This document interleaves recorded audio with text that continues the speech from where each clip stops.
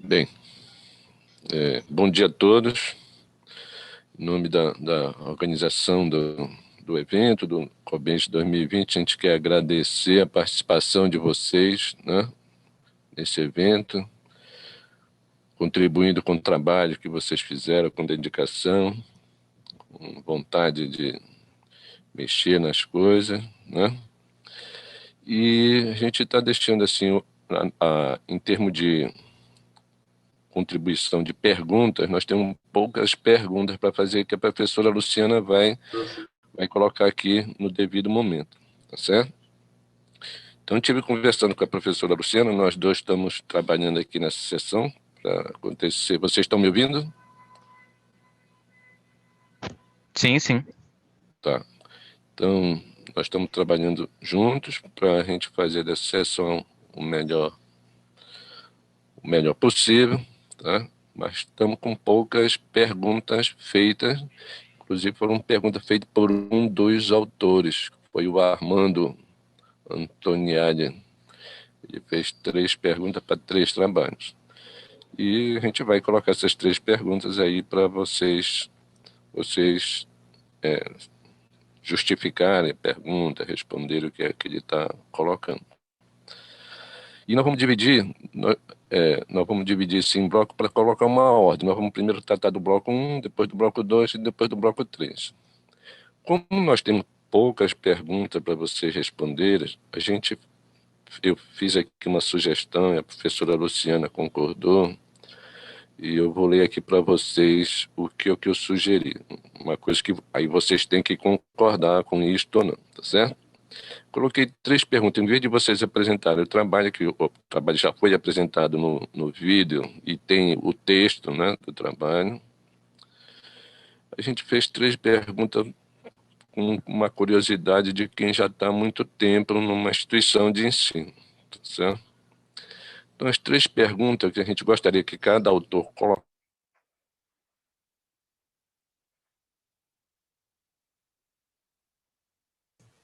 Está mudo agora, Malaquias. O senhor está mudo o seu microfone, professor. Alô? Agora? Agora Está voltou. escutando? Voltou.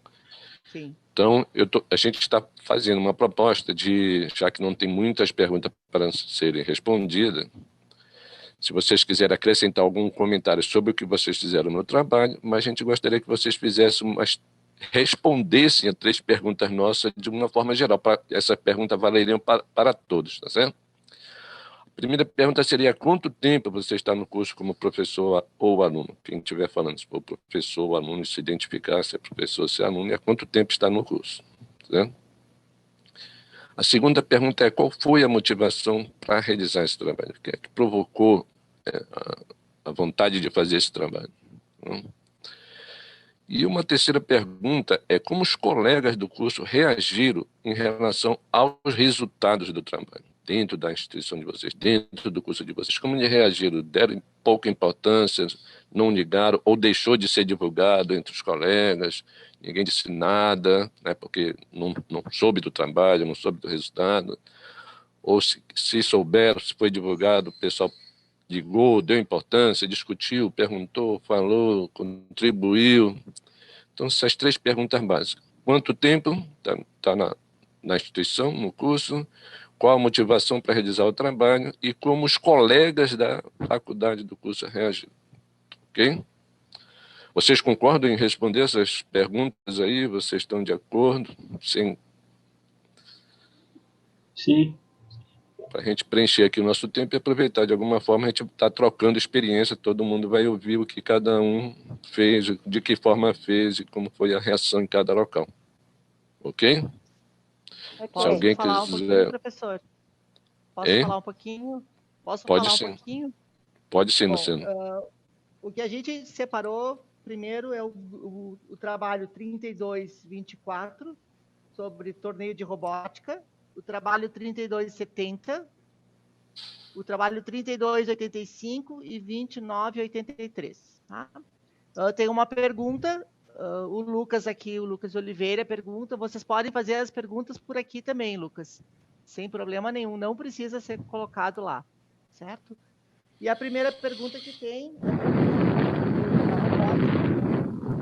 que diz assim, é do professor Armando Antoniali, né? Parabéns pelo trabalho, Danilo. Em tempo, não seria mais apropriado referir-se ao método de ensino-aprendizagem experimentado como ativo, ao invés de baseado em problemas? Obrigado.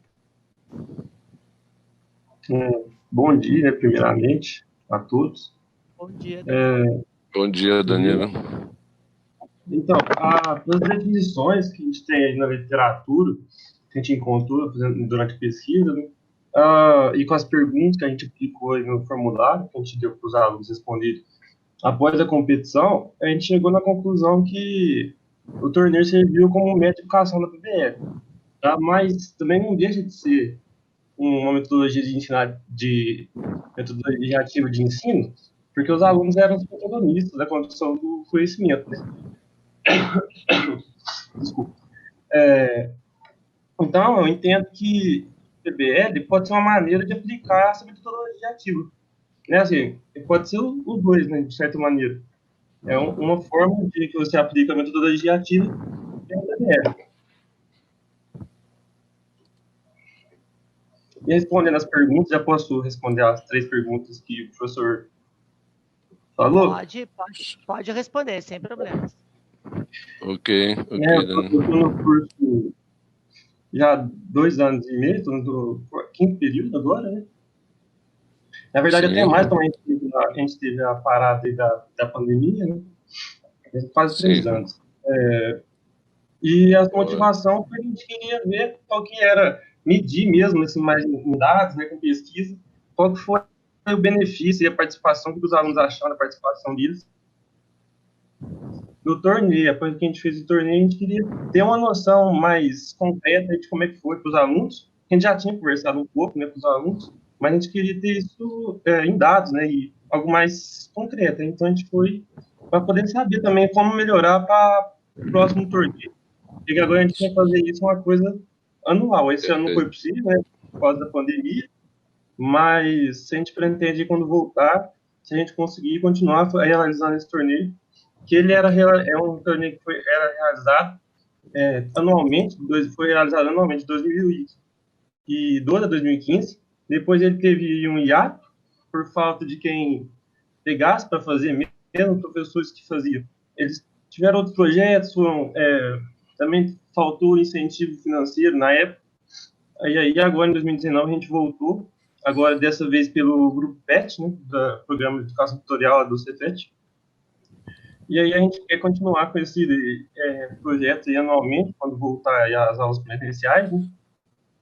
Então a gente queria saber como é que foi a participação dos alunos, ter um feedback deles e fazer isso de maneira mais estruturada e ter isso em dados.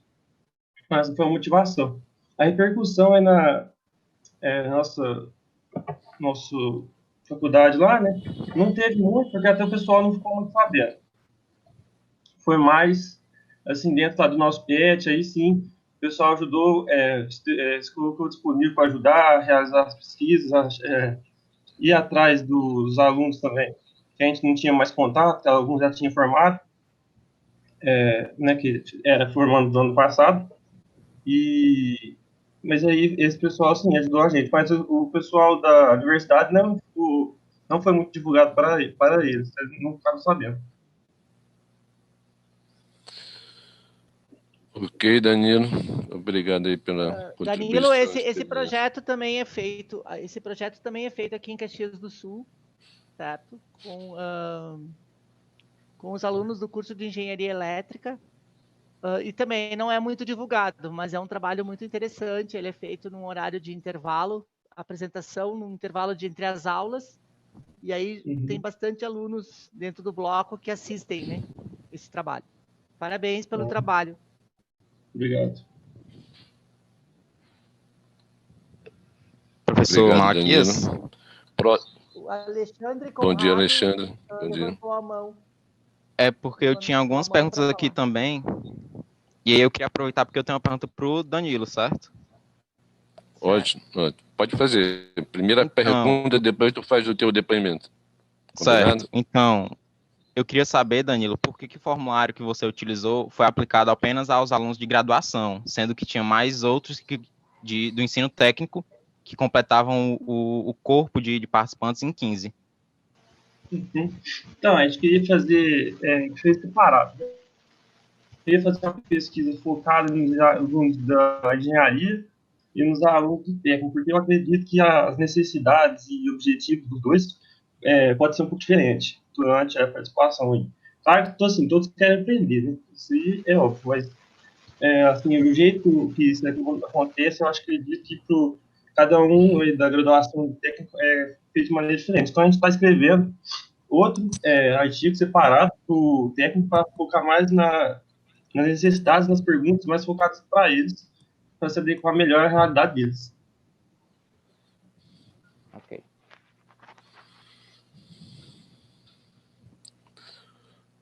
Ok, Armando, pode falar, Armando, agora do teu trabalho, doutor. Alexandre, né? O Alexandre, né? O Alexandre, Isso. desculpa. Tá. Primeiramente, bom dia a todos, né? Meu nome é Alexandre, eu faço engenharia civil na Universidade Federal do Ceará. Já estou no 10º semestre, 5º ano, perto. Acho que a motivação para fazer esse trabalho, para inscrevê-lo aqui no Cobenge, foi mais de divulgar algumas das ações que a gente tinha feito no meu período como monitor de materiais de construção, juntamente com o meu professor orientador, que deve estar entrando daqui a pouco, o professor Lucas Babadopoulos, certo? Esse trabalho, na verdade, ele começou como sendo um trabalho que deveria ser apresentado obrigatoriamente, né, por causa da bolsa, da monitoria, e aí depois que a gente fez, viu que ficou bom, houve a ideia dele, não, vamos mandar para um Cobenge, dar um artigo legal, dar um trabalho legal, e aí a gente fez. Eu creio que não houve muita divulgação, certo? A gente tem o nosso grupo de pesquisa aí mais para o lado científico, que é o REON, e também liderado por ele, certo? E nesse grupo, tudo que a gente produz, a gente submete a revisão, a sugestões, críticas por todos do grupo, certo? Então, acho que o que eu posso falar de recepção é sobre isso. Tipo, qualquer trabalho que a gente faz para expor externamente, para apresentar externamente, a gente submete a essa primeira avaliação interna, certo? A essa recepção. E aí o grupo é formado por outros professores, alunos de pós-graduação e de graduação. Ótimo, Alexandre. Muito obrigado. A gente está vendo aí como vocês estão fazendo, o que estão fazendo e a motivação de vocês que é importante para servir de incentivo também para os outros, né? Mais alguma coisa, Alexandre? Não, acho que... Luciana, quer fazer algum comentário, Luciana? A gente chama o próximo Não. aí Agora não. do bloco. Quem é o próximo agora? Lucas Ambrosio. Tá aí, Lucas? Sim, professor, bom dia. Bom dia, Lucas. Tudo bem? Tudo em paz. Ótimo. Bom dia para todo mundo. Satisfação estar aqui participando do Cobenge, mesmo sendo virtual, é muito bom. E aí, respondendo essas três perguntas, né, que o professor Antônio propôs, né, eu sou professor no curso de Engenharia da Produção, na Universidade Federal Rural do Semiárido, no campus Angicos, uma cidade aqui no interior do Rio Grande do Norte, que tem 12 mil habitantes e tem um campus universitário. Tive a oportunidade de participar da criação do curso, né, como presidente da comissão de elaboração do PPC, enfim, então, desde o princípio, então, desde 2012, né, que eu atuo como docente. Nas disciplinas de engenharia da qualidade, estratégia e marketing, na engenharia organizacional e da qualidade como um todo. O que motivou, né, a realização do trabalho, né, dessa questão do trabalho da aplicação do PDCA, nessa transição do ensino presencial para o remoto, foi justamente essa demanda, né, que nós tivemos, muitos tiveram, de fazer essa transição das disciplinas de ensino presencial para ensino remoto. E aí, todas as angústias, as preocupações que eu tinha e que eu fui percebendo em outros colegas, né, elas puderam, digamos que, foram sendo solucionadas à medida em que essa aplicação, né, das atividades propostas dentro do PDCA mais L foram sendo aplicadas, né. E aí, o nosso curso, né, por ser um curso, né, de segundo ciclo, né, os alunos vêm da graduação de Ciência e Tecnologia, depois faz o reingresso para Engenharia de Produção, então nós temos professores específicos para disciplinas de produção, então a reação é sempre muito positiva, né? Nós fizemos, inclusive, um mini seminário entre os docentes para compartilhar essas experiências e realmente os achados nessas práticas, essas boas práticas que nós percebemos aí no trabalho foram muito bem recebidos pelos nossos colegas de curso e também de outros cursos, né? Então, são esses as nossas percepções em relação ao trabalho. Mas, professor Antônio, eu tinha uma pergunta para fazer para o Alexandre, que, salvo engano, é o próximo aqui a falar. Ótimo, ótimo. Perdão, o Alexandre ele falou antes de mim, eu deveria ter perguntado no momento em que ele falou. Posso fazer a pergunta rapidamente? Ou... Pode sim, pode sim. Pode sim. Né? Pronto. Na verdade, quando ele falou, já esclareceu aqui algumas dúvidas, né? Porque me chamou muita atenção o trabalho dele, porque é um desafio que nós, docentes, temos, desse acompanhamento, tá, dos alunos nas disciplinas, né? Então, a realidade daqui da gente é que cada professor tem pelo menos 3 disciplinas, né? Aí você soma isso aos projetos de extensão, projetos de pesquisa, orientação, funções administrativas, então, a carga de trabalho muito grande. E aí eu vi que ele atuou como monitor, né? Mas eu queria perguntar, saber um pouquinho mais dele, né? O quanto que de esforço, né, demandou dele, mesmo ele sendo monitor, para fazer esse acompanhamento semanal, né, dos alunos, né? Qual foi o tamanho dessa dedicação que ele teve nessa experiência que ele transmitiu aqui para a gente. Então, a pergunta era essa. Professor Antônio, muito obrigado pela palavra e fico aqui ouvindo a resposta. Obrigado. Lucas, só uma curiosidade. A gente também está aqui nesse ensino remoto também, fazendo isso aqui também. E eu senti um certo desânimo nos alunos. Isso observado lá também? Aqui nessas experiências de ensino remoto, nós vencemos 2 momentos. O primeiro momento foi em um semestre excepcional. E aí, nesse semestre excepcional, né, que foi um semestre de 2020.3, pelo que a universidade propôs, os alunos só poderiam se matricular em até 2 disciplinas.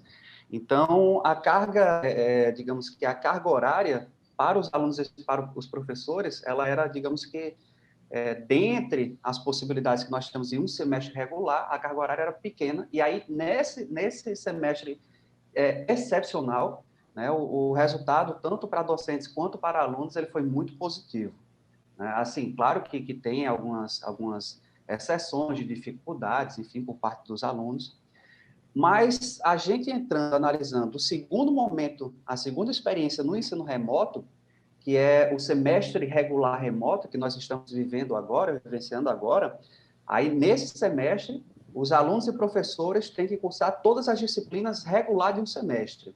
Então, tem aluno com 5, 6, 7 disciplinas.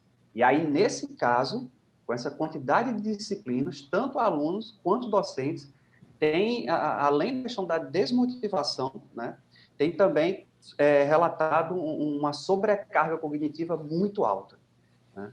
Porque você pega, por exemplo, um professor que passa uma atividade com 2 questões, outro professor passa mais 2 questões, então, por dia de aula, os alunos têm aí, por baixo, 10 questões para resolver de diferentes disciplinas. Então, realmente...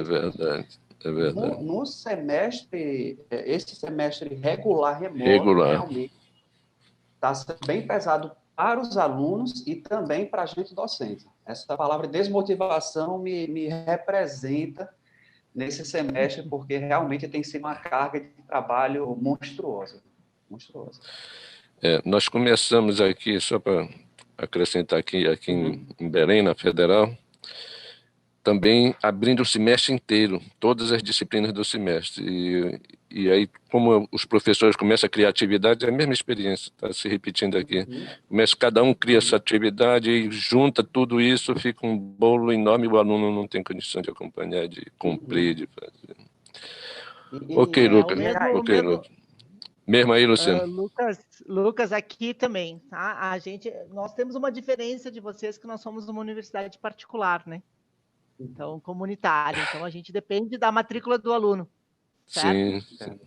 No momento que a gente entrou em pandemia, o que a gente fez, a gente parou uma semana. A universidade só parou uma semana de aula. Lá em março, dia 17 de março, ela parou. Uma semana depois, a gente voltou. O primeiro semestre, né? Então, para nós, é o primeiro e o segundo semestre, né? Então, até julho, os alunos gostaram da ideia, compraram, faziam, motivados, né? Nenhuma tarefa atrasada, tudo entregue. Este semestre, agora o segundo semestre da pandemia, que também está muito complicado, tanto para eles quanto para nós, professores.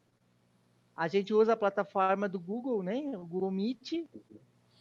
Dá para fazer as atividades por ali, só que, por exemplo, eu, como uma professora de cálculo, não posso só fazer com os alunos tarefas de assinalar para ter uma facilidade de correção, né? E nós também temos as salas cheias, 40, 50 alunos numa sala. Então, o trabalho que está nos demandando essas correções, essas coisas, está criando uma desmotivação muito grande entre os professores. Alguns não estão nem fazendo mais tarefa de avaliação. O aluno vem na aula, responde na hora, está valendo a nota dele, porque não tem mais condições de dar conta. E somos professores de universidade particular, né? Então temos 5, 6, 7 turmas de sala de aula, né? Professores que têm 150, 160 horas de sala de aula, né? Então não tem condições de dar conta. Está bem difícil. A gente está fazendo várias reuniões entre professores e discutindo, mas chega um momento que isso pesa. Tá? Pesa. E é interessante ouvir essas experiências de outras universidades, porque uma das coisas que a gente fica analisando aqui, que por exemplo, uma coisa que poderia ser um fator, né, que dificulta, né, essa experiência aqui na nossa universidade, né, no nosso campus, seria, por exemplo, a questão dos recursos que os nossos alunos têm. Então, os nossos alunos, é uma universidade pública, né, e os nossos alunos, eles têm um perfil social, digamos que um pessoal que tem dificuldade de ter acesso à internet, que tem dificuldade de ter um computador.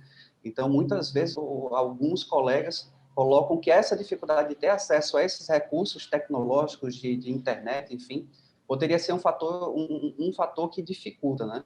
Então, sim, faz sentido isso, mas ouvir esses outros relatos da professora Luciana e do professor Antônio me faz perceber de que é uma realidade que também acontece em outras universidades, em outros contextos, com alunos de diferentes perfis, que é um desafio que a gente tem aí muito grande, a gente já está preocupado com o ano que vem, né? Como é que vai ser?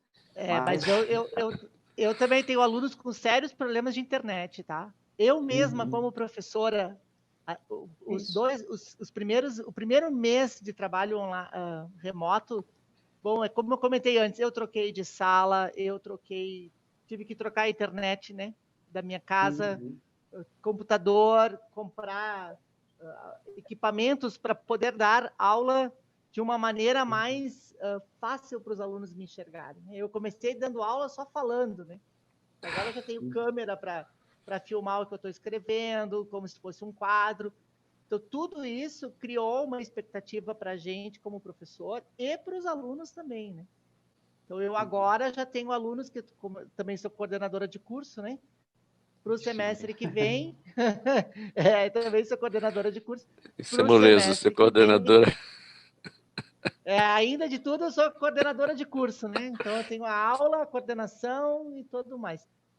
É de que os alunos estão começando a questionar o ensino online. Alguns estão adorando, gostam, porque tem família, né? A gente é uma universidade de alunos trabalhadores, então eles trabalham o dia inteiro na indústria, de noite eles vêm para aula, tem família, alguns estão gostando, mas outros não. E eu, por exemplo, como trabalhando, coordenando licenciatura, o que eu tenho de problemas, né? Eu vou ter aluno que pode se formar sem ter feito, só fazendo estágios de forma online, né? Nunca ter entrado numa sala de aula de ensino fundamental ou de ensino médio, frente a frente com os alunos, né? Só no trabalho online. Porque, como o MEC liberou, a universidade liberou, eu não tenho como trancar a faculdade desses alunos, né? Então, a gente também tem esse problema quando trata na área da licenciatura. Desculpa ter me alongado. Que nada, professora. É boa a contribuição. A gente está trocando a experiência. Vamos para o próximo aí? É o Daniel Ciro, não é isso, professora Luciana? Daniel Ciro, né? Daniel, tá aí, Daniel? Isso. Professor, Fala, Daniel. professor, é o Alexandre aqui. Ah, tá. Faltou responder o a Alexandre pergunta que do vai. Lucas. Ok, Sim, Alexandre, tem que responder a pergunta do Lucas. desculpa. Não, tudo bem, tudo bem. Tô devendo mais, pode falar. Não, falar para ele que o que viabilizou que a gente produzisse esses feedbacks para serem repassados para os alunos num ritmo semanal, primeiro foram dois fatores. O primeiro é que o que a gente exigia deles era um relatório compacto, muito sintetizado, muito objetivo, de uma folha, frente e verso, certo? E os relatórios eram feitos em duplas, então isso diminuía um pouco o trabalho, ajudava mais a viabilizar isso, essa correção dos relatórios, e a outra coisa é que a nossa equipe de monitoria contava com 4 monitores e um aluno de pós-graduação que estava fazendo estágio à docência, certo? Então a gente tinha corpo para poder fazer esse acompanhamento bem próximo e para poder repassar isso para o professor. Tanto que a gente tinha acesso a essa equipe, inclusive porque os 2 professores solicitaram vagas de monitores, né, a pró-reitoria, e aí a gente pôde formar essa equipe para acompanhar todas as turmas de materiais de construção. Ok, Alexandre. Tá ok, Lucas. Está respondido. Luciano, Daniel tá aí? Daniel Ciro, professora Luciano. Acho. Obrigado, Alexandre, pela... Não, professor, eu não encontrei ele aqui na lista. Não está na sala. Alguém do trabalho 2983, desculpa. Acho que não. Então, bora passar para o bloco 2, para a gente dar continuidade. Isso. A gente pode pôr na ordem que está no bloco. A gente começa com a Larissa e depois o Volney vai responder a pergunta do Armando. E a Luciana, depois entra um dos autores aqui no 3302 e depois a Luciana responde também o Armando. Combinado? Larissa, tá aí? Bom dia, Larissa, tá aí na sala? Tô sim. Tá. Bom dia, Larissa. Tudo bem? Bom dia. Bom, quanto tempo eu tô no curso, né? Meu nome é Larissa, eu faço engenharia mecânica na Universidade de Brasília.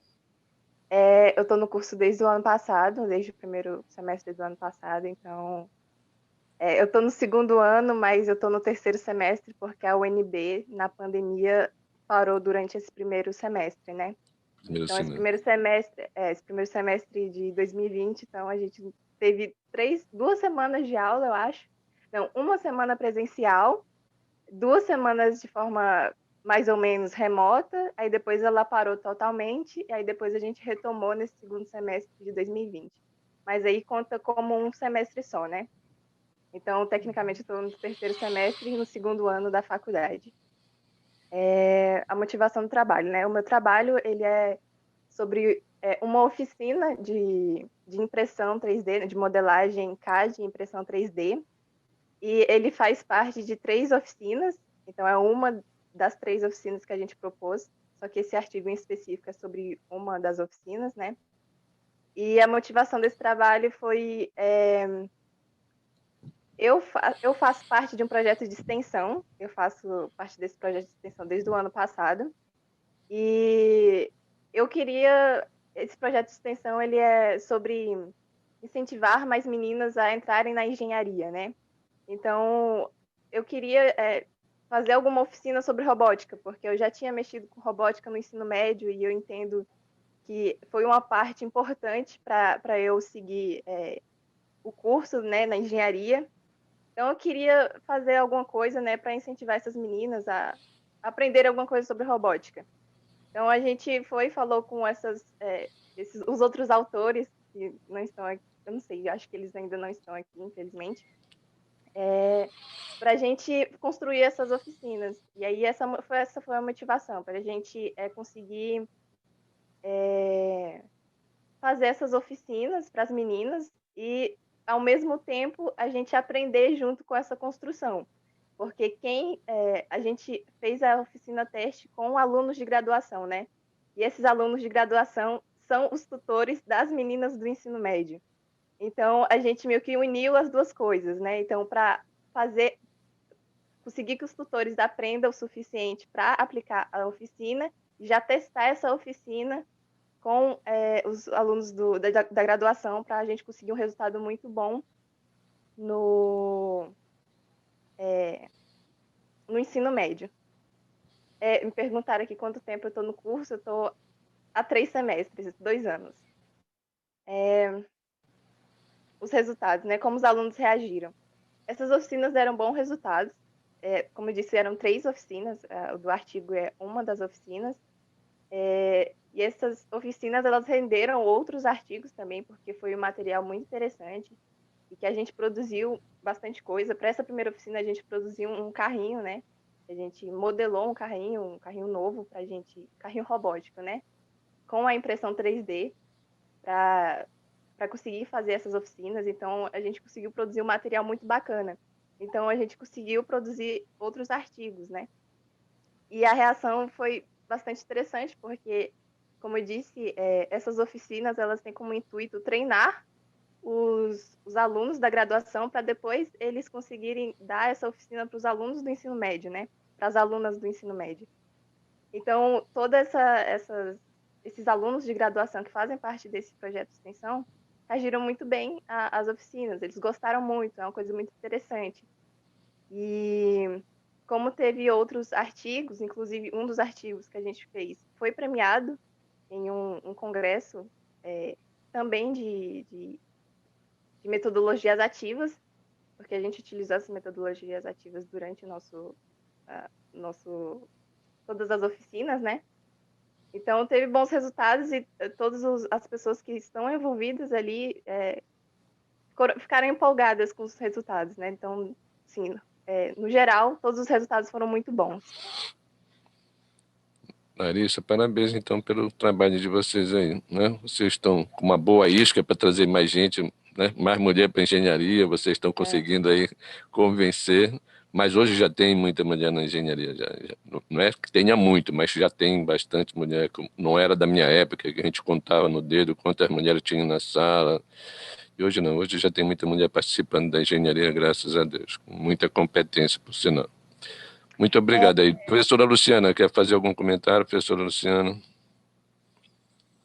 Não agora não. Perdão, interromper. Acho que me fizeram perguntas aqui, eu gostaria de responder. Uhum. Eu acho que é do Lucas, né? Quanto tempo o Lucas está passando informações para a professora Mariana, que acabou de entrar. Então, não sei. Essas últimas perguntas são para mim, Larissa. Lucas? A professora Luciana, é isso mesmo, que a Mariana, eu acho que ela perguntou quais eram as perguntas que a gente estava respondendo, eu só coloquei aqui a pergunta que o professor Antônio sugeriu para a gente debater. Não foi específico para você, não. Isso. Tá bom, perdão. Larissa, obrigada. Larissa, obrigado. Nós aqui em Caxias também temos as meninas da engenharia, tá? É um projeto de extensão bem extenso. Ele é organizado pela professora Valquíria, certo? Então, a gente já tem ele há um bom tempo e está entrando bastante dessas meninas, muitas das meninas que participam ficam dentro da universidade depois para fazer os cursos de engenharia, né? Também tem esses resultados lá. Na época que eu fiz engenharia, nós éramos em 5 mulheres. Também tem esse problema na UNB. Na minha turma, nós por somos exemplo... Na minha turma, por exemplo, eu entrei, tinha 40 alunos, né? E desses 40 alunos, apenas 7 meninas, né? E a gente vê muito isso, como eu sou de engenharia mecânica, e na engenharia mecânica entra muita pouca menina. Mas eu acho que nas engenharia civil, por exemplo, ou outras, não sei, eu acho que entra mais. Mas em engenharia mecânica é muito É escasso. verdade, é verdade. Tá entrando mais em Aqui meninas também. agora. Mas já dei aula que só tinha homens dentro de cálculo. Agora, Luciana, guardem vaga para os meninos também, que daqui a pouco vão ser minorias, viu? Não vão ocupar todas as Né? vagas. Mas é o problema, a gente está dominando, né? Até na É engenharia. verdade. Professora Luciana, quem é o próximo? Agora tem uma pergunta, né, para o próximo, né, professora? Para o próximo Você tem. faz a pergunta O agora? trabalho 2847. Pois não. Eu puxei aqui. Volney Matos. Volney está por Vonei, aí? está presente aí, Vonei?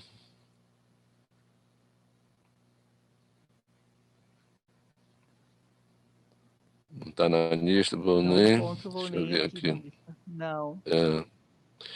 Então vamos pular o Vonei, não vamos esperar, Luciana. Vamos passar para o próximo.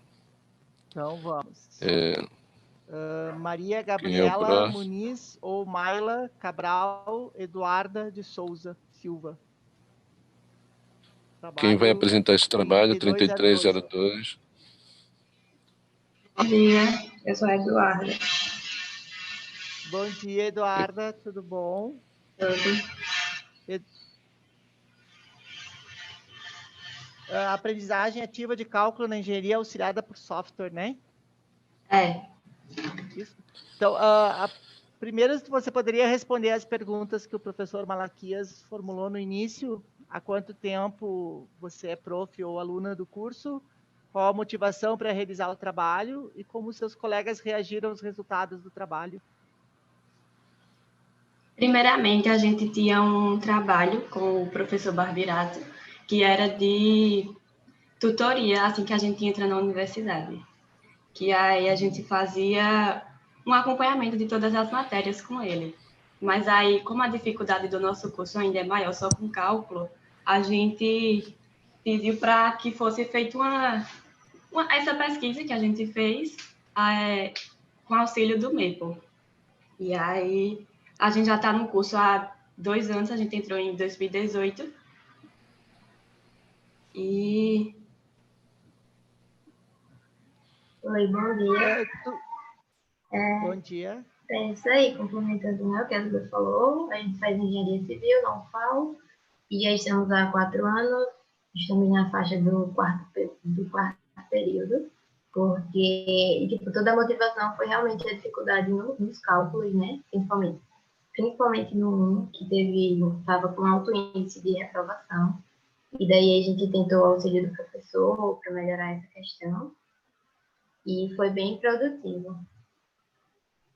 Vocês poderiam detalhar um pouquinho mais de como foi o trabalho de vocês, quanto tempo ele durou? Como professora de cálculo, tenho muito interesse nessa metodologia aí de vocês. A gente se reunia semanalmente com o professor para discutir algumas questões. Eram 1 ou 2 questões e ele mandava a gente fazer em casa, no Maple, para a gente ir tirando essas dúvidas. E na outra semana a gente chegava com as questões do Maple e tanto tirava a dúvida da questão quanto do Maple. E aí foi de cálculo 1, que é um período, e cálculo 2. Obrigada. Mais alguma pergunta? Gabriela, obrigado pela participação de vocês aí e mostrando que vocês estão fazendo a motivação que vocês têm para ajudar no curso, melhorar o curso. Isso tudo é importante para nós todos, para a engenharia como um todo. Muito obrigado aí pela dedicação de vocês. Parabéns pela dedicação de vocês. Professora, próxima é a Luciana Torres. Você chama ela e faz a pergunta. Ela tem uma pergunta para responder aí do Armando. Isso. Professora Luciana. Pessoal, eu escrevi esse artigo junto com a professora Luciana.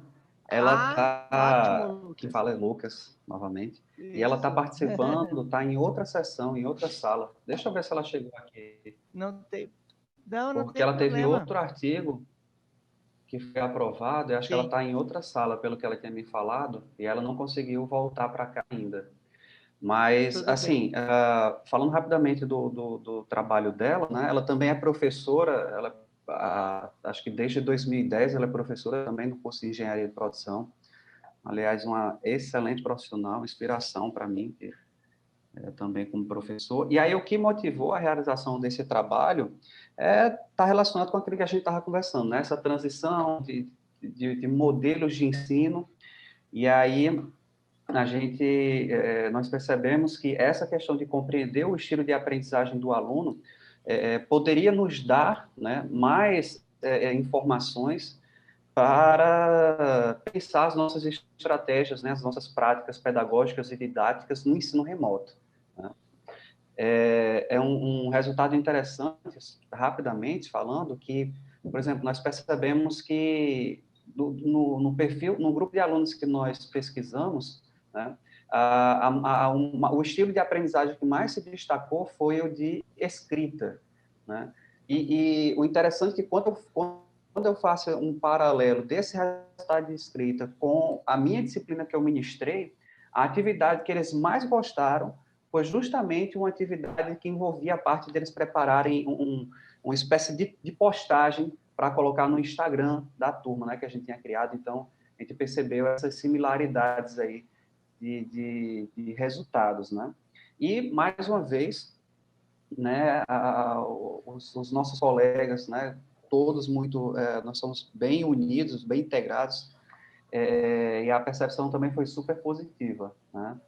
Tanto que nós fomos convidados pela direção do nosso campus para aplicar esse questionário, esse instrumento, com os alunos de todos os campos, de todo o campus, quem tivesse interesse, né, para ter essa informação, para ter esse diagnóstico, né, pontual, né, que o estilo ele é dinâmico, e para ter noção, né, para poder se preparar ainda mais para esse semestre remoto.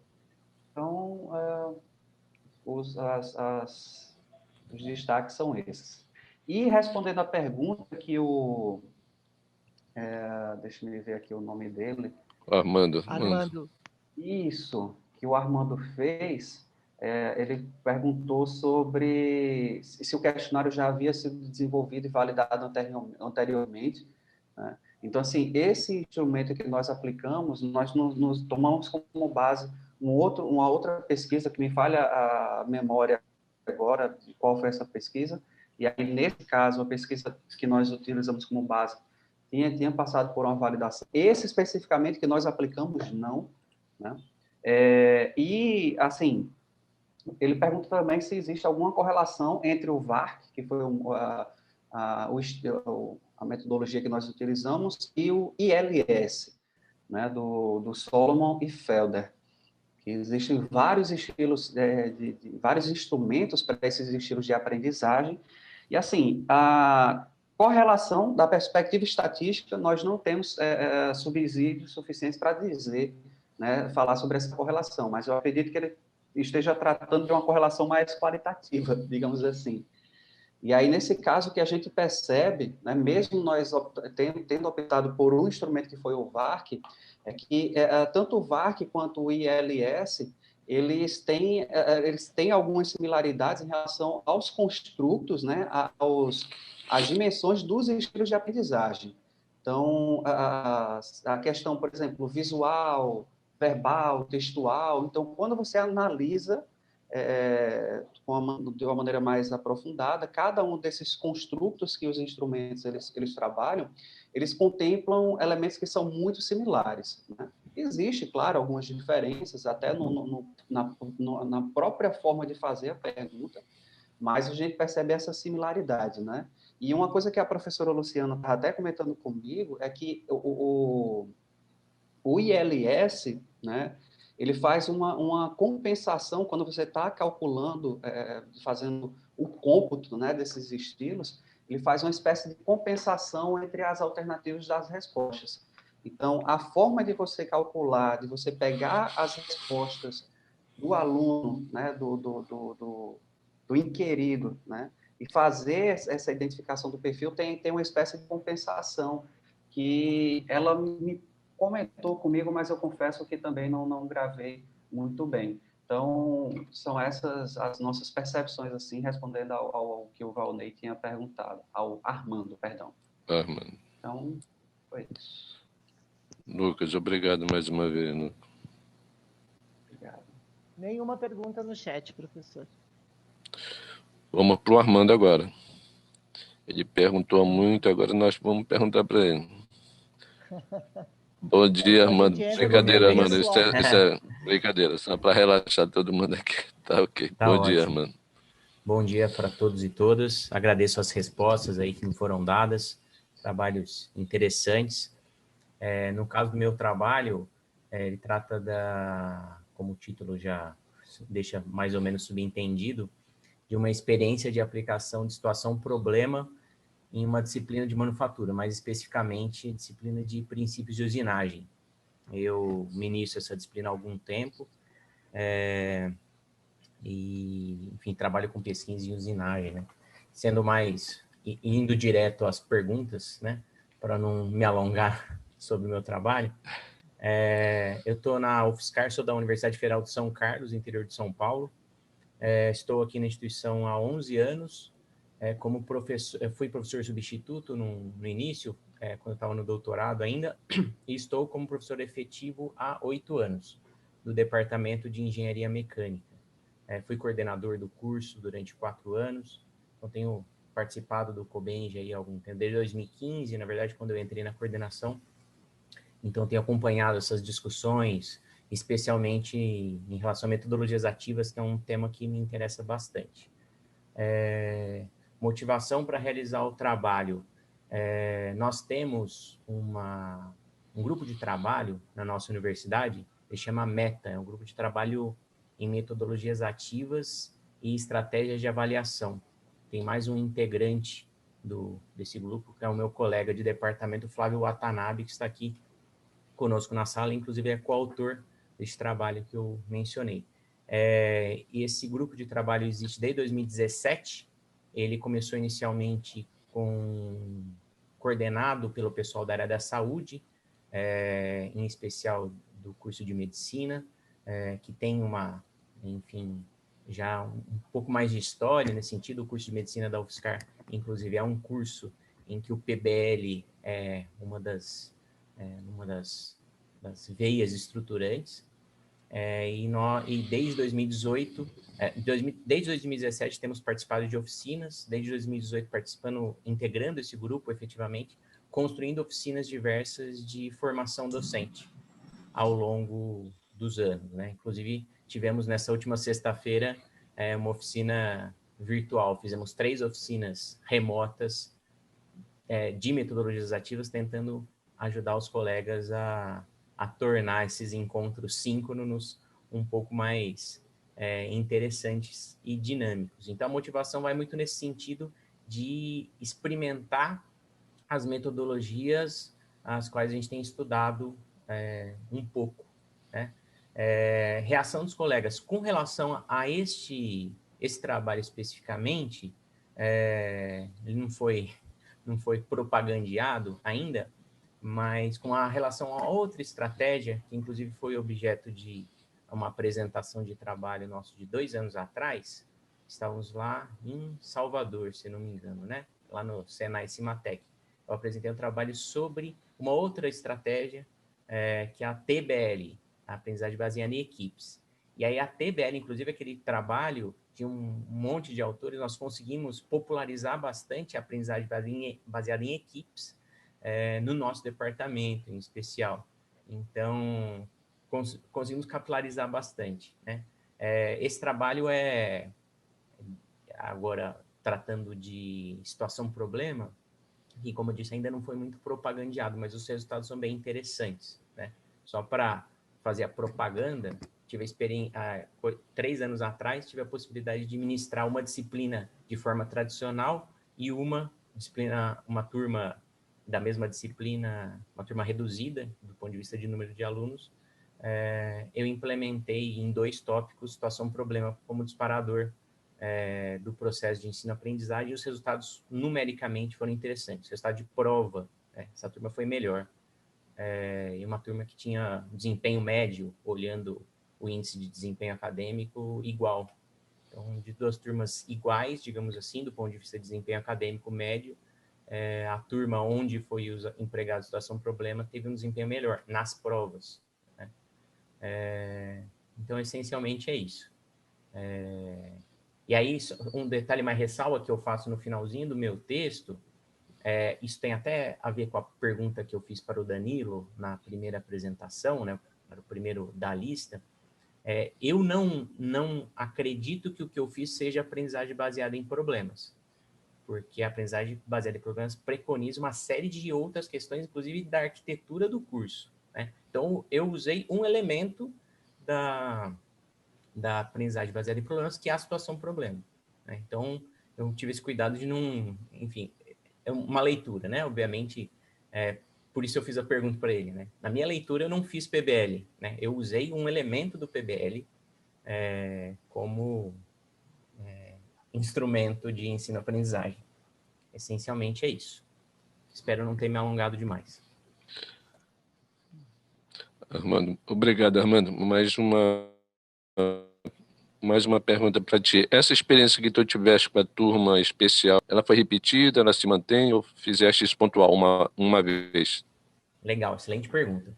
No finalzinho, nas conclusões do texto, se vocês tiverem oportunidade depois de dar uma olhadinha, eu menciono que naquele momento em específico, 2017, nós tivemos 2 turmas da mesma disciplina, e aí, por conta de choque de horários, uma turma ficou muito menor que a outra. Aí eu fiquei condicionado, não, mas eu fiquei me senti desafiado a experimentar aquilo, né? Sentir, nunca vou ter outra turma de 12 alunos para lecionar na vida, né? Então, vou tentar fazer algo agora. E essa é a experiência que eu relato. Nos anos seguintes, inclusive, isso quer dizer, 2018 e 2019, quando eu voltei a ofertar essa disciplina, mesmo com turmas grandes, 60 alunos, né, que são as nossas turmas tipicamente dessa disciplina, eu repeti essa estratégia de uma maneira adaptada. E aí encontrei, inclusive, uma autora na literatura que menciona a utilização da situação-problema em turmas grandes, né? Não é a mesma coisa. Isso demanda um manual de instruções, porque os pequenos grupos, você divide a turma em pequenos grupos, né? A sala vai ficar cheia de rodas, e os grupos precisam de um mínimo de autogestão, porque a gente não consegue facilitar todos os grupos ao mesmo tempo. Então, eu repeti isso nos últimos 2 anos, aí com digamos, uma adaptação para a utilização em grandes grupos. Então, de certa maneira, a gente está subvertendo a lógica, porque o PBL, né, fazendo menção à estratégia, é considerada uma estratégia para pequenos grupos, né? A questão é que, como eu usei, na verdade, não o PBL, mas um elemento do PBL, aí, enfim, nossa adaptação para grandes grupos me parece funcionar, né? Os alunos ficam bastante motivados, então tem toda uma percepção de aprendizado bem interessante. Parabéns. Parabéns, Armando, Obrigado. pela iniciativa aí. Parabéns. E continua aí, vê se espalha mais isso aí no curso, que é uma tarefa mais difícil do que aplicar a situação-problema. Fazer os outros colegas começarem a embarcar nessa. Boa sorte para ti, bom trabalho para ti, que ele continue aí por muito tempo. Parabéns. Luciano, quem é o próximo, Luciano? Luiz Fernando. Fernando Inácio. Isso. Está aí, Luiz Fernando. Tá. Luiz Fernando.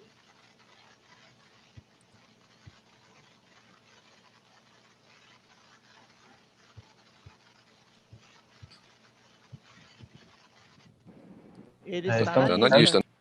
Ah, tá aqui. Alô, Luiz. Oi, tudo bom? Bom dia. Fernando, Bom seja dia. bem-vindo. Opa, bom dia. Posso responder as perguntas? Pode, fica à vontade. Ok, então, sou Luiz Fernando.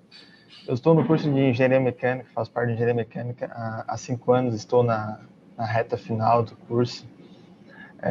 Faço parte da Unisat, que é localizada aqui em Criciúma. Acredito que ficou pouco conhecido ultimamente, mas isso não vem ao caso. O que me motivou a fazer esse trabalho, que é um projeto e o desenvolvimento de uma bancada que aborda os sistemas hidráulicos, fluidodinâmicos na engenharia mecânica, é a percepção durante desses 5 anos de engenharia mecânica, eu fiz 4 anos como iniciação científica e bolsista, e também como monitoria dessa área. Então, era visto junto aos professores a necessidade de facilitar a interpretação dos alunos. Foi visto muita dificuldade na área acadêmica em tá avaliando princípios físicos, princípios matemáticos aplicado aos sistemas hidráulicos. Então a gente projetou e desenvolveu essa bancada com essa finalidade, tornar de forma mais fácil, facilitar, otimizar o aprendizado. É visto também aqui como público-alvo, a nossa instituição, pessoas que necessitam mais de uma forma ativa, uma forma mais visual e tátil para realmente ter um aprendizado efetivo. Existem alguns casos que não precisam tanto apenas uma forma mais de abordagem da literatura, fica um pouco claro, mas é visto na maioria dos acadêmicos realmente uma dificuldade, principalmente se no dia de amanhã, como um futuro engenheiro vier a utilizar isso, é visto que vai ter dificuldade sim de aplicar o que foi aprendido durante todos esses 5 anos de engenharia, que é abordado muita coisa. E na parte que, como reagir no resultado, a gente queria ter mais resultados, mas infelizmente, devido à pandemia, estamos com uma dificuldade de colocar isso em prática. Fizemos avaliações dessa trabalho desenvolvido com os alunos, mais uma questão pessoal do que eles acham, o que eles vejam de vantagem nisso. Mas, devido a essa pandemia, nós não temos ainda uma efetiva avaliação de aprovação do que foi desenvolvido nesse trabalho. Luiz, parabéns também pela iniciativa, né, de vocês estarem fazendo isso. Mesmo já finalizando o curso, vocês estão querendo contribuir com alguma coisa que ajuda a melhorar a formação, a pessoa sair com mais consciência aí do que ela vai fazer, do que ela está aprendendo. Isso é muito bom, com certeza. Sempre vai ser bom isso. Essa parte prática, né? Não fica só na teoria. Eu gosto de falar, por exemplo, para os meus alunos que aprender a dirigir não basta ler o manual. A gente só vai mesmo aprender a dirigir quando sentar no carro e ligar o motor, a chave pela primeira vez e o carro não sair do lugar. Aí a gente começa a aprender a dirigir. Isso é uma verdade para todos nós. A gente vai, e aí quanto mais faz, mais a gente aprende, mais a gente descobre. Parabéns aí, com certeza. Essas coisas assim são importantes também, não é só a teoria. A prática é importante. Parabéns, continua assim. De repente tu volta para a instituição aí já como professor, quem sabe, né? Um dia aí tá ajudando de outra forma também. Parabéns pelo trabalho de vocês, hein? Muito obrigado. Professora Luciana, algum comentário? Não tem comentários aqui. Obrigado pela tua participação.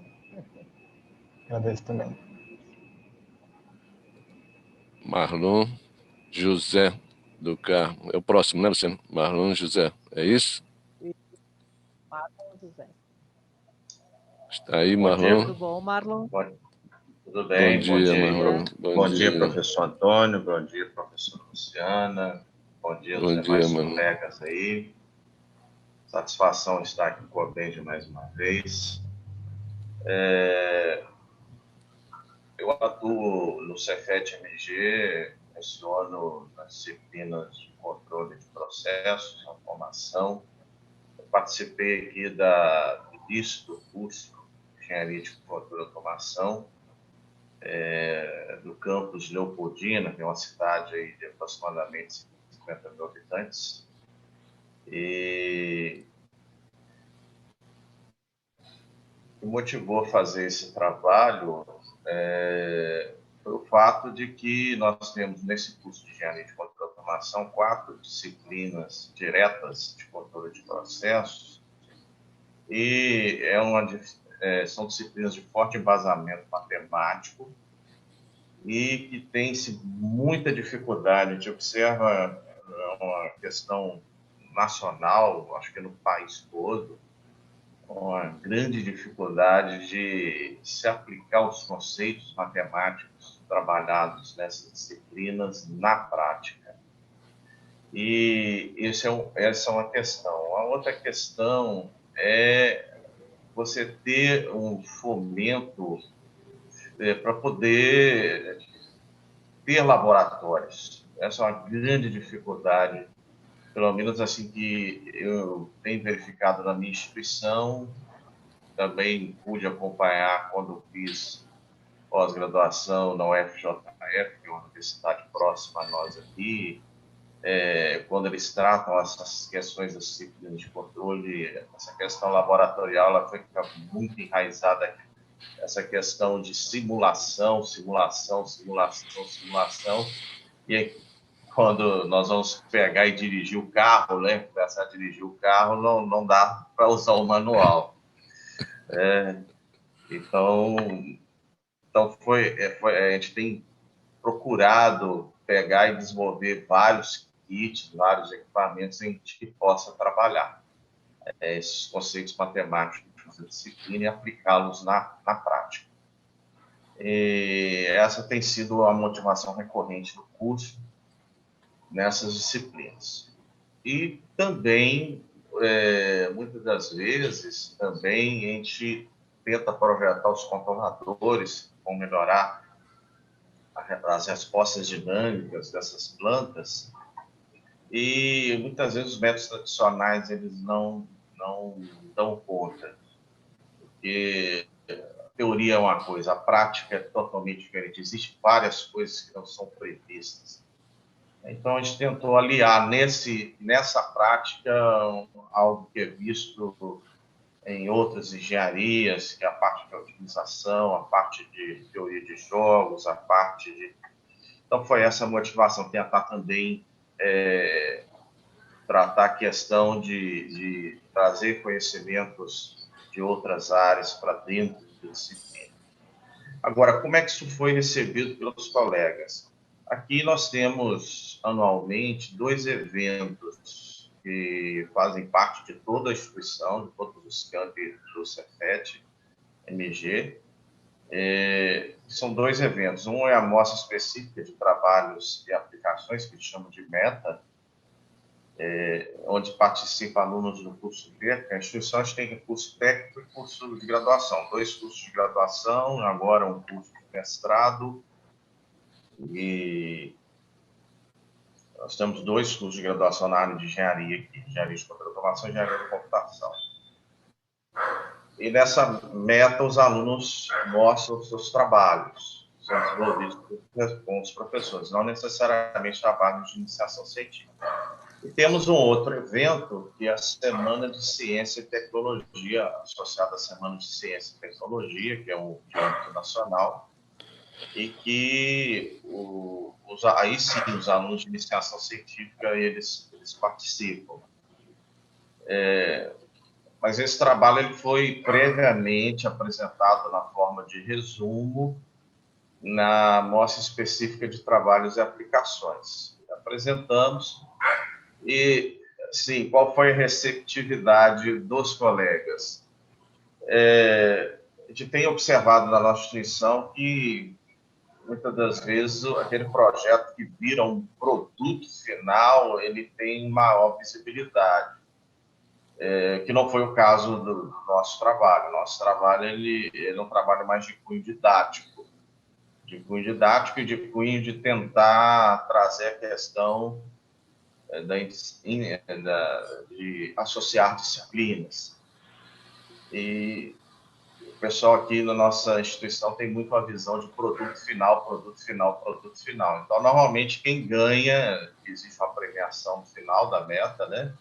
Quem ganha é quem gera esse produto final, que é algo visível com a empresa.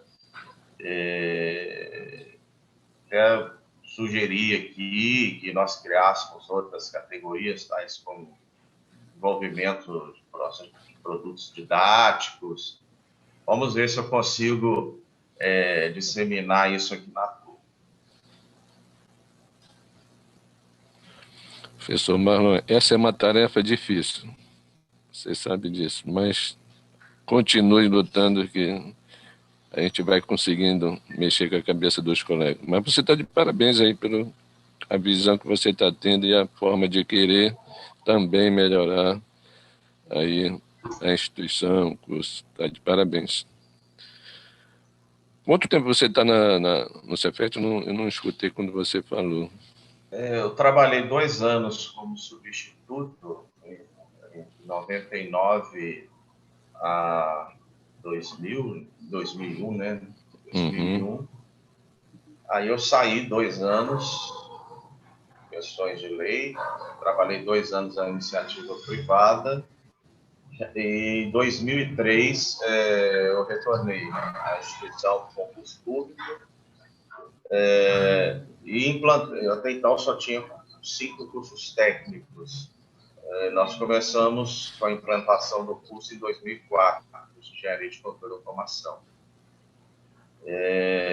Eu participei do PPC, ajudamos aí na construção do PPC, o colegiado de implantação, núcleo docente estruturante, o curso de professor de fato em 2005. Foi 17 anos em efetivo exercício de instituição. Então já tá desde o início aí, já dá para contar toda a história do curso já. Parabéns, professor Marlon. Parabéns. Obrigado. Professora Luciana, alguma pergunta? Não Obrigado, tem professor Marlon, pela... Obrigada, professor. Obrigado. Agora, Maria. É isso, professora Luciana? Mariana Leite? Olá, bom dia. Bom dia, Mariana. Bom dia, Mariana. Seja bem-vinda. Obrigada. Vocês estão me ouvindo bem? Sim, estamos ouvindo. Então tá certo. Muito bem. Tá. Bom, respondendo as perguntas, né, do começo da sessão, eu não estou mais no curso. Eu entrei em 2015 na Engenharia Mecânica e eu formei em dezembro do ano passado. Então, a minha formatura aconteceria agora, né, em março desse ano, e a pandemia não deixou acontecer. Então, em tese, eu ainda me sinto lá na mecânica. E, bom, a motivação para realizar esse trabalho surgiu da experiência de trabalho de estágio num laboratório de fabricação digital, que na verdade era uma empresa daqui de Brasília, e da vontade de construir alguma coisa para o meu projeto final, meu TCC. Né? Então, dentro desse estágio, a gente tinha muito contato com cultura maker, né? Com consultoria de projetos e operação de máquina CNC. E aí eu fiquei com essa vontade de realmente construir uma coisa no final, né, do curso. E comecei a pesquisar sobre quais projetos eu poderia executar com o que eu tinha dentro de sala de aula e com os espaços que a UNB me propiciava. E eu descobri o projeto de reciclagem de plásticos. E aí eu também associei com a existência de máquinas impressoras 3D na universidade, que é uma coisa assim bem atual, né? Tá tendo várias, né? É bem fácil da gente ter acesso, e do porém dessas máquinas, que elas produzem muito lixo, né? É muito comum você trabalhar com impressão 3D e você ter que fazer horas de impressão e no final a sua impressão dá errado. E aí eu juntei a vontade de construir uma máquina com a demanda de reciclagem de plástico e resolvi, né, botar a mão na massa e também ensinar, ao mesmo tempo que eu ia aprendendo sobre como construir, como reciclar, como fundir, como desenhar moldes, etc., eu percebia que era muito mais proveitoso para mim a experiência de também ensinar e realmente aplicar a cultura maker, né, o problem-based learning.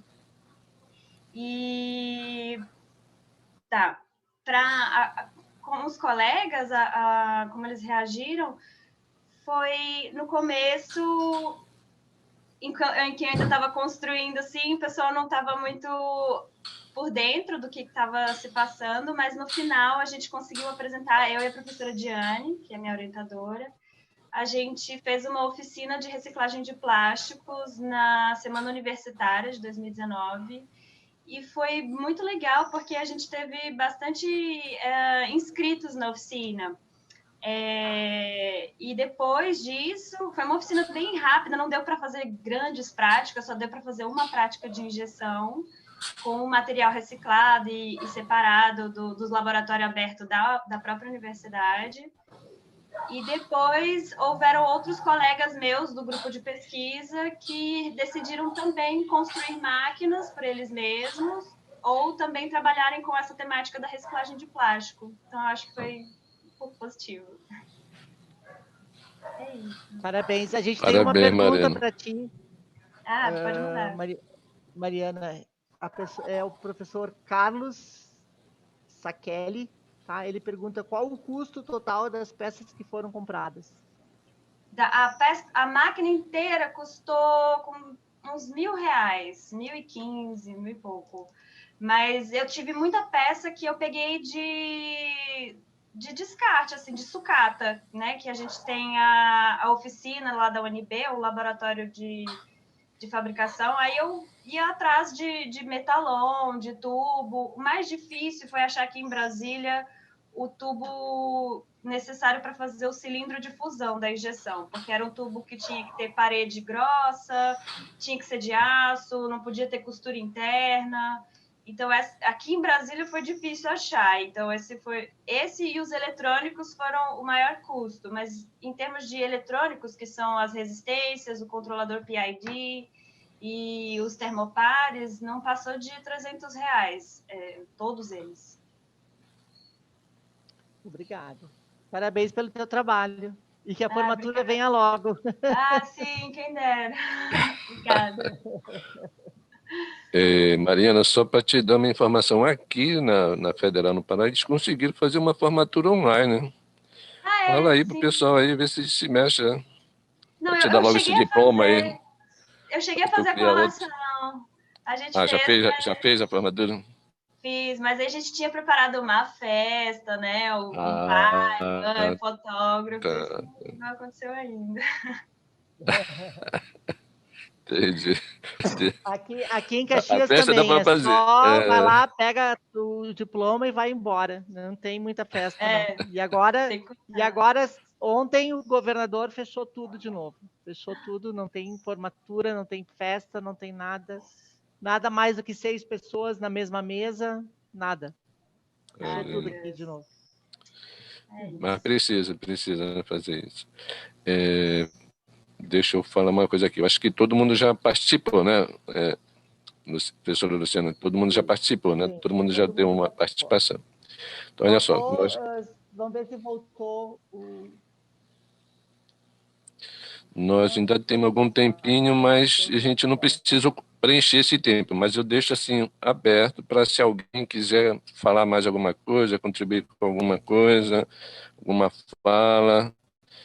Se a gente achar que está satisfeito com o nosso encontro, com a nossa reunião, a gente vai encerrar. Mas primeiro eu quero saber de vocês se alguém quer ainda acrescentar alguma coisa, ou se manifestar, dizer alguma coisa. Se querem depois tomar um cafezinho aqui no hall do congresso, sai para tomar um café.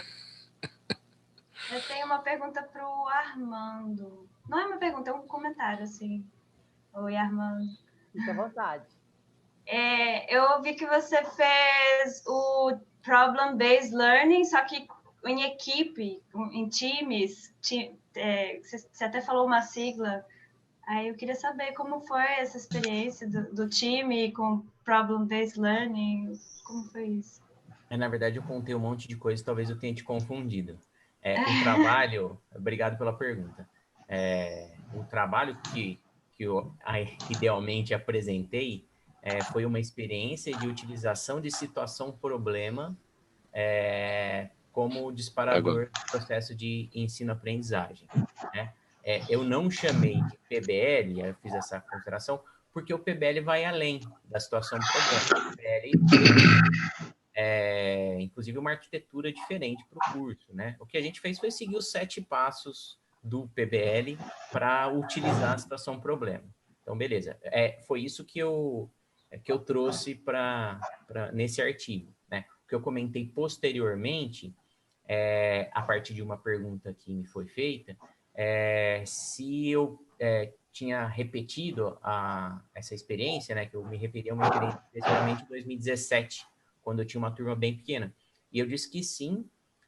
Lá no meu artigo referencio a utilização do PBL, da situação-problema, em grandes grupos, e foi o que eu fiz em 2018 e 2019, né, com, digamos, um manual de instruções para viabilizar a facilitação desses pequenos grupos, que na verdade foram divisões da minha grande sala de 60 alunos.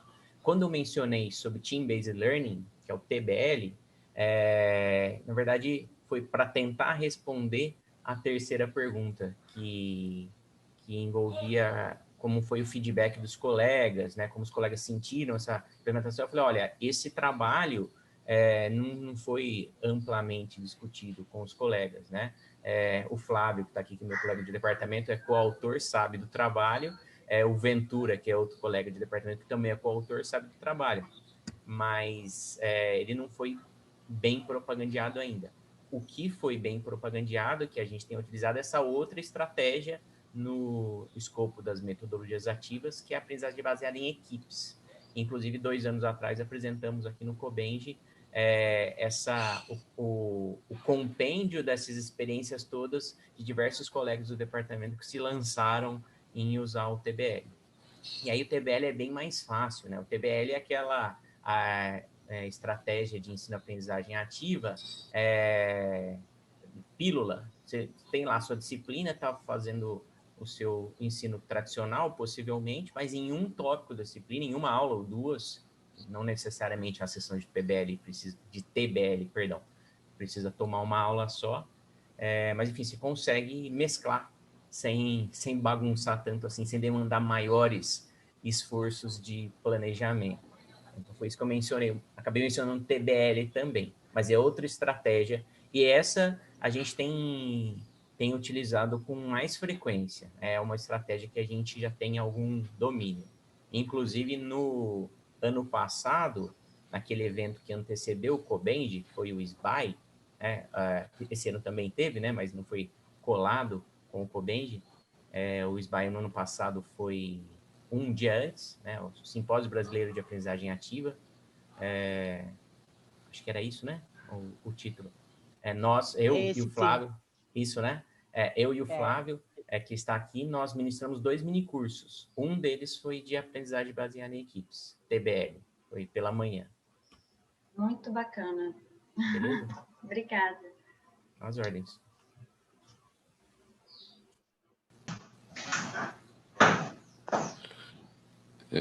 Um dos participantes acabou de entrar na sala, Daniel Ciro, tá com o microfone ligado aí. Daniel Ciro é o 4º trabalho do bloco 1.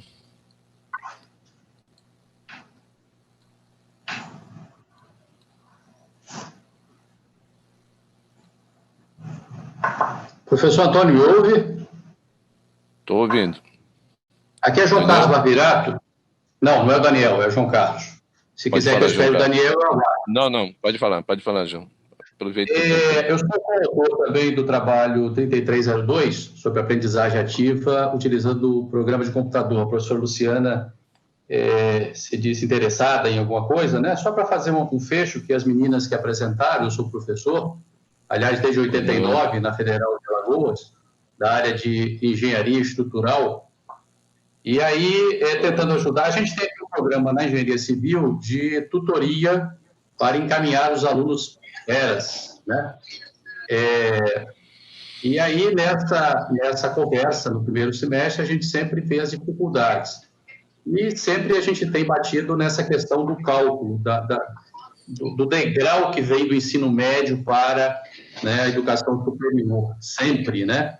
E tanto que agora, nesse sistema remoto que a gente está com um semestre, né, que é um semestre letivo excepcional, a gente está fazendo um pré-cálculo, não como disciplina, mas como ação de extensão, com professores da engenharia, especificamente, falando as teorias da parte do cálculo, mas colocando ali já problemas de engenharia, né, para tentar tirar aquela máxima só da matemática para dentro dessas disciplinas. Mas o trabalho em si, ele se galgou no seguinte: havia a aula teórica clássica com os professores do Instituto de Matemática, como sempre tem, e que a gente tem o maior apreço, porque é a base da engenharia. Então, fugir disso a gente nunca vai fugir. Tanto que no projeto pedagógico do curso sempre tem essa interlocução com o Instituto de Matemática. Mas a gente criou uma coisa híbrida, que é colocar o software para essa questão ativa, para os outros horários fora da sala de aula, e também, né, com problemas da engenharia relacionado com aquele assunto da matemática, do cálculo, especificamente cálculo 1 e cálculo 2. E tivemos resultados interessantes aí, é o que a gente vem relatando nesse trabalho. E para esse ano a gente está, então, como eu disse, com pré-cálculo, né? Então, certamente, no próximo ano a gente deve estar falando alguma coisa desse resultado também do pré-cálculo. Obrigado, professor Antônio. Obrigado, professor Luciana. Obrigado, João Carlos. Obrigado, professor João Carlos. Eu fiz a pergunta porque a gente tem uma experiência aqui na Universidade de Caxias, que é a disciplina de tópicos de ciências exatas. Essa disciplina entrou no lugar do pré-cálculo, que a gente tinha, e ela é uma disciplina onde trabalham 3 professores, um de matemática, um de química e um de física. E dentro disso se trabalha toda a aplicação da química e da física calcada na matemática básica, né? Para preparar os alunos para as disciplinas de cálculo, de física newtoniana e de química geral e todas as outras que vêm, né? Então, a ideia dessa disciplina é mostrar para eles a ligação entre as 3 disciplinas, matemática, química e física. E depois eles vão para a área para fazer as disciplinas de cálculo das engenharias. Essa disciplina é uma disciplina obrigatória no curso, ela é trabalhada com 3 professores juntos, né? Então, são baseadas só em problemas de conteúdo de física e de química, o que da matemática cai na química, o que da matemática cai na física. Com isso, fazendo toda uma visita à matemática fundamental, né? Para tentar tirar o degrau que eles vêm da escola do médio para o nível universitário e poder acompanhar as disciplinas de cálculo. Esse trabalho já vem sendo feito há 2, 3 anos e está começando a mostrar realmente o seu valor, né? Os alunos agora estão trabalhando bem mais integrados. Tá? Eles chegam no cálculo 1 sem esse distanciamento, tá? Que eles vinham antes dessa disciplina. Ela é uma disciplina de 80 horas, então ela é uma disciplina robusta, porque antes o pré-cálculo era uma disciplina só de 30 horas. Era uma disciplina muito curta para muito conteúdo. Então, agora, com a aplicação, né, e com isso, com essa disciplina, a gente está mudando o nosso trabalho também no cálculo 1, no cálculo 2, com aplicações dentro da engenharia também, para eles não ficarem, né, saírem de uma disciplina. Eles vêm de uma matemática pela matemática, vêm para uma disciplina com aplicações e projetos, e aí cai numa disciplina de cálculo de novo, o cálculo pelo cálculo, né? Então, o cálculo também está sendo trabalhado com problemas, né? A gente usa muito exercício aplicado, e não só o resolva, desenvolva, né? Então, a gente coloca problemas para eles enxergarem que a coisa... Onde o cálculo vai entrar dentro do curso da engenharia que ele está fazendo. Bacana, professora, bacana, muito legal. Muito bom, professora Luciana. Parabéns aí. Algumas coisas sobre isso. Precisa no próximo, tem que ser publicado no próximo Cobenj isso. Vamos cobrar, João. Vamos cobrar isso da professora Luciana. Mais alguém quer se manifestar que está na sala? Eu posso Ciro, agora? né? Vocês me escutam? Ciro, isso, Ciro. Me Bom dia, Ciro. Desculpa, bom dia. Interrompendo o teu som aqui, Ciro. Mas eu estava em prova. Então, sem problema, sem problema. Não tem problema. A online meio complicado, não teve como trocar. Não escutando? Sem problema. Então vamos lá, eu sou lá da Universidade Federal Pampa, do Sul, próximo da fronteira oeste, ali divisa com a Argentina. Eu sou estudante de agronomia, mas eu também me formei no Ciência e Tecnologia lá também da Universidade Federal do Pampa, campus Itaqui. O nosso trabalho, lá no Laboratório de Sistemas Inteligentes e Modelagem, a gente trabalha com tecnologia. No início a gente costumava fazer só Arduino, mexer com Arduino. Depois nós decidimos mexer com aplicativos. E essa ideia de fazer um sistema para ajudar os alunos na disciplina de topografia, a gente ainda está testando, alguns alunos já estão utilizando essa plataforma, era mais para tentar reduzir o índice de reprovação, porque tem uma reprovação gigantesca de topografia lá essa componente é uma componente muito difícil, tem muito cálculo, o pessoal utiliza os aparelhos de modo errôneo, então nós criamos essa plataforma para tentar ajudar um pouco os alunos a tentar entender como fazer um levantamento topográfico dentro da universidade, fora da universidade, mas para ser utilizado na disciplina de topografia.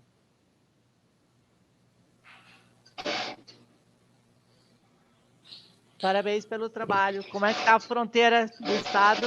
Tá tudo bem por aí? Eu estou em São Paulo. Tu está em São Paulo.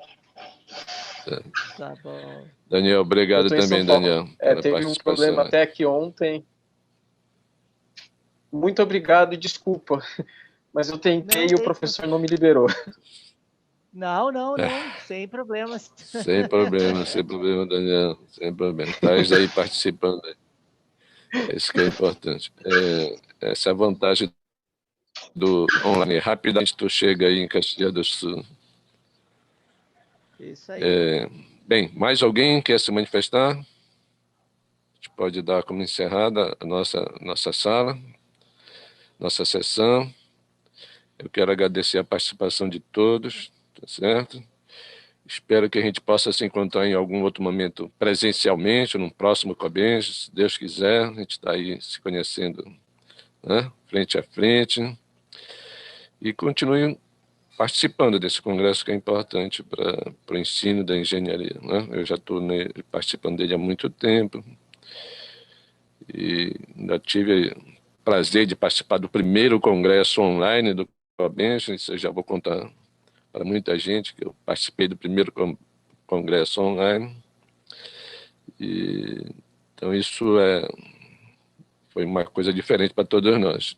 E que está funcionando, está dando certo, a gente está conseguindo conversar, mostrar as ideias, discutir, até de uma forma mais dinâmica e mais rápida, né? Então eu agradeço a participação de todos e continuem colaborando com esse evento aí, né? Participando desse evento. Eu agradeço muito e a professora Luciana também vai falar alguma coisa aí para vocês. Professora Luciana, pode se manifestar, professora. Agradeço a presença de todos, como parte do grupo de organização, como anfitriã, né, da Universidade de Caxias do Sul. Agradeço muito a participação de vocês. E como disse o professor Antônio, né, é uma maneira rápida, segura, hoje, né, de nos encontrarmos e poder apresentar o que a gente está fazendo, né, o que se trabalha, o que está se estudando dentro das engenharias para melhorar o ensino de engenharia